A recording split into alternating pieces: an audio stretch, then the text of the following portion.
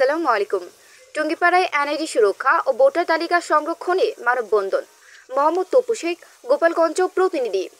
12ই March 2025 গোপালগঞ্জের টুঙ্গিপাড়া উপজেলায় NID সুরক্ষা ভোটার তালিকা সংরক্ষণ করুন, এনআইডি এর পক্ষে গণতন্ত্রের অবস্থান নিশ্চিত করুন শীর্ষক এই মানববন্ধন অনুষ্ঠিত হয়েছে।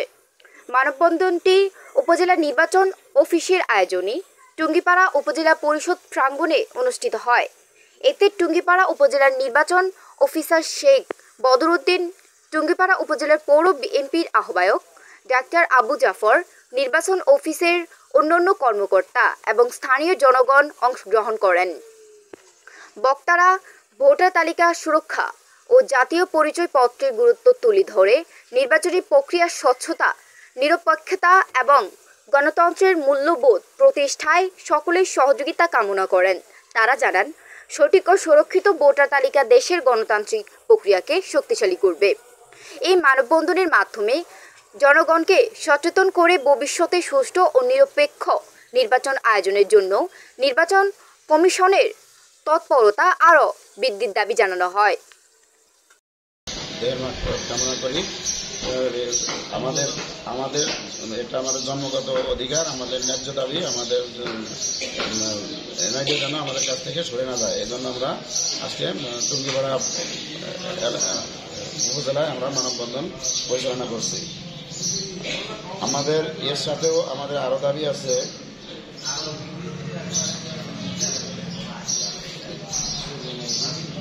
ভোটার আইডি কার্ডে রূপান্তর করতে হবে, ভোটার নম্বর সংশোধন করতে হবে। সার্ভার কপির সাথে অবশ্যই ভোটার তালিকার ডাটাবেস এর সাথে সরাসরি সম্পৃক্ত করতে হবে। বর্তমান জাতীয় পরিচয়পত্রে বিদ্যমান গণতন্ত্র প্রতিনিধি বাংলাদেশ সরকারের পরিবর্তে বাংলাদেশ নির্বাচন কমিশন সংযুক্ত করতে হবে। নির্বাচন কমিশনের টপ টু বটম নির্বাচন কমিশনের নিজস্ব কর্মকর্তা দ্বারা পরিচালিত করতে হবে। মাঠ পর্যায়ের কার্যালয়ের সমূহে অতি দ্রুত গাড়ির ব্যবস্থা করতে হবে। স্থানীয় নির্বাচন সহ সকল নির্বাচনে নির্বাচন কমিশনের কর্মকর্তাদের রিটার্নিং অফিসার করতে হবে। নির্বাচনকালীন সময়ে কর্মকর্তাদের ম্যাজিস্ট্রেট পাওয়ার দেওয়ার ব্যবস্থা করতে হবে।